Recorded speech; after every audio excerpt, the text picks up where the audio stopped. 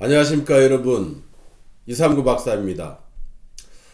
오늘은 제가 지금까지 연구를 해오고 10여 년이 넘게 연구해왔던 내용 중에 여러분들에게 들려드리는 이야기 가운데 가장 핫한 그런 소식이 될 것 같습니다.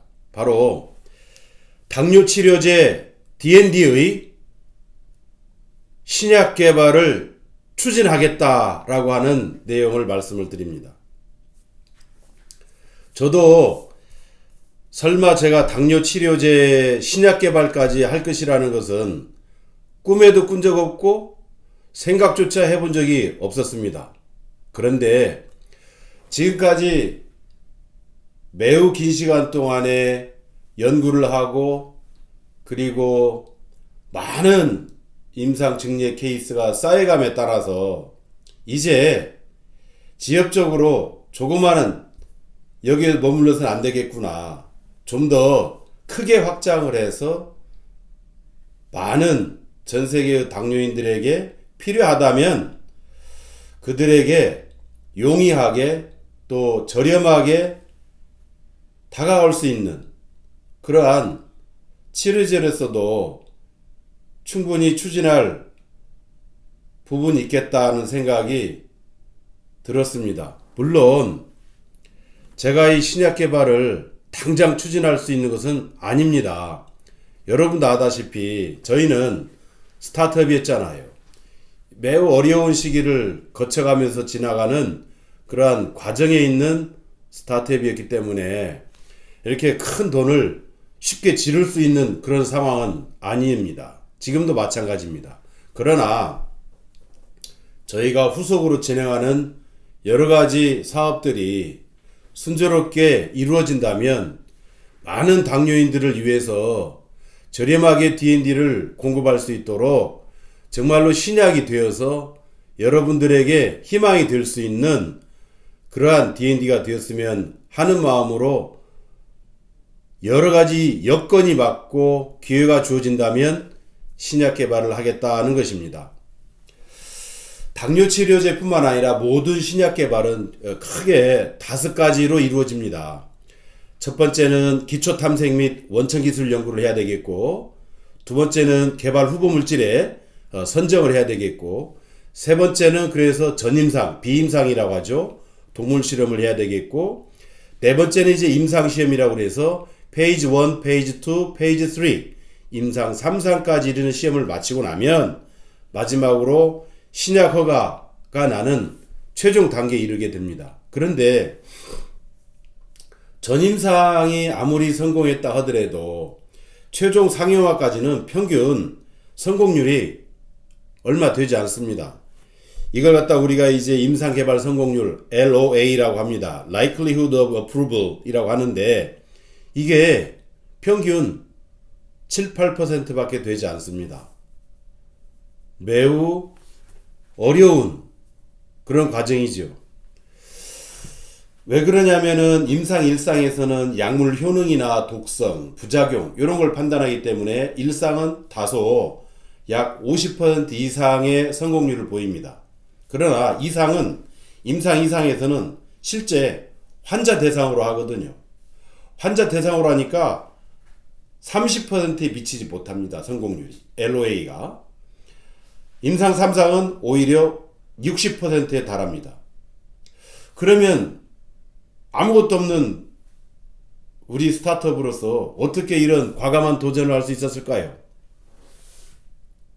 바로 지금까지 제가 수백 명의 케이스를 여러분들이 보내주시는 데이터를 바탕으로 분석해서 들려드렸던 이 당뇨 탈출 이야기가 가장 근본이 되었습니다.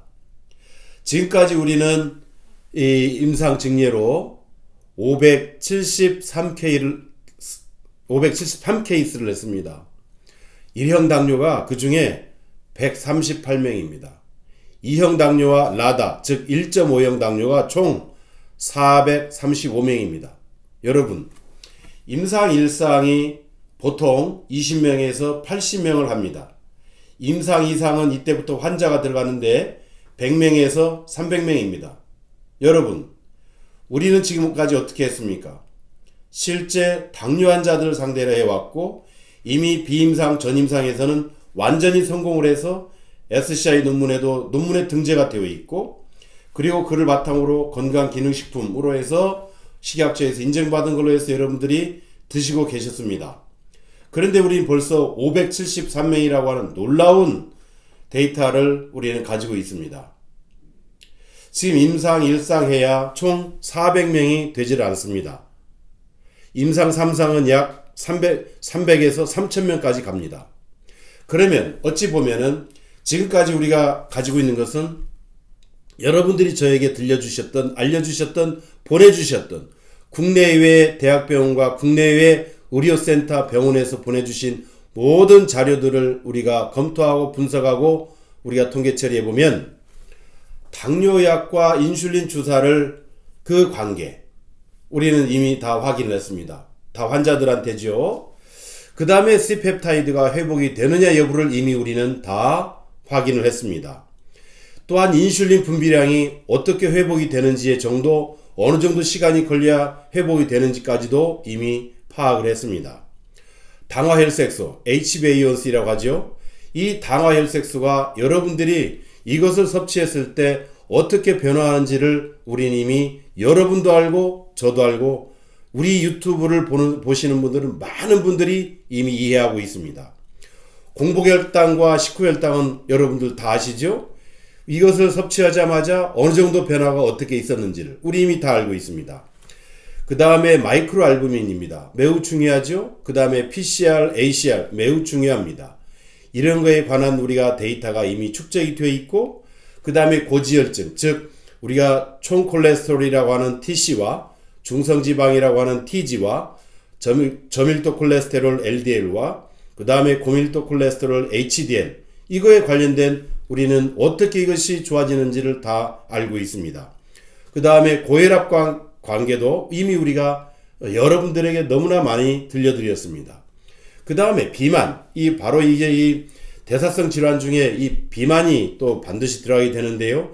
비만이 또 어떻게 달라지는지, 그리고 합병증의 관계가 어떻게 되는지, 그리고 간과 신장에 있어서의 독성이 없어야 되는데 간에 있어서 지표인 AST와 ALT와 감마GTP의 변화, 그리고 신장에 있어서의 변화인 기본 지수인 BUN과 크레아틴과 EGFR 이거의 관계, 또한 우리가 PCR이라고 해서 프로틴 투 크레아틴 레이쇼 PCR, 그리고 ACR이라고 해서 알부민 투 크레아틴 레이쇼 ACR, 이 모든 지표까지 이미 우리는 확인을 했습니다. 또한 갑상선에 관련해서 T3와 T4와 TSH에 대해서 우리가 이미 확인을 했고, 또한 일형 당뇨에게 가장 중요한 것은 자가면역 질환이었는데 이 자가면역 질환의 6가지의 지표에 대해서도 이미 살펴봤습니다. 지금까지 이렇게 해서 일형 당뇨가 138명의 2형 당뇨와 라다 1.5형 당뇨가 합쳐져서 435명, 총 573명의 환자들의 우리는 데이터를 다 연구 목적으로 여러분들이 정보 공개해 주셔서 우리는 다 분석할 수가 있었습니다. 따라서 우리가 임상 1상 2상 들어간다 하더라도 총 400여 명, 임상 1상에서 100명 미만의 임상 2상에서 300명 미만인데 이미 우리는 단지 식품이지만 식품으로서도 우리가 의학적으로 볼만한 데이터, 지표들에 관한 것은 상당한 부분을 우리는 모았다라고 생각을 합니다. 다만 이것을 이제 국내외와 국제적으로 의학적으로 학계에 그야말로 공식적으로 인정받을 수 있는 데이터가 필요하다. 그러려면 무엇을 해야 되느냐? 바로 신약 개발 과정에 임상을 진행을 하겠다라고 하는 것입니다. 물론 기본적으로 저희가 회사의 기본적인 사항으로서 회사의 어떤 매출만을 원한다면 이대로 가더라도 아무런 문제는 없습니다. 건강기능식품 건기식으로 해서 많은 사람들에게 이로움을 줄 수 있다고 한다면 문제가 없지만은 보다 더 많은 사람들에게 공신력 있게 공적으로 인정받을 수 있는 의학적이고 과학적인 그런 임상 자료가 바탕으로 해서 신약으로 이루어진다고 한다면 당뇨와 합병증으로 고통받는 전 세계 5억 명의 사람들에게 보다 더 큰 희망과 도움을 줄 수 있을 것이라 생각이 들어서 저희가 궁극적으로는 당뇨 치료제 DND의 신약 개발을 추진하겠다는 내용을 여러분들에게 말씀을 드립니다. 감사합니다.